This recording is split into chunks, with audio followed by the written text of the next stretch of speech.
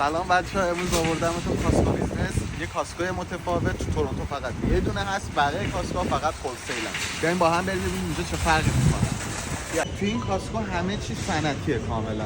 چیزای دیگه هم شاید بشه پیدا کرد. شما اینجا میتونید هر چیزی که واسه آشپزخونه‌تون، واسه رستورانتون لازم دارید اینجا پیدا بکنید.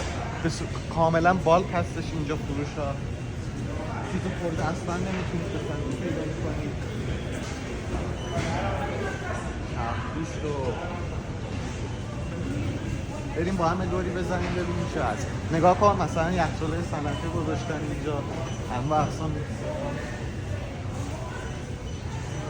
یه بدی که داره اینجا مثل اونی که کاسکو هات داگ نداره. هات داگ نمیتونید بخورید.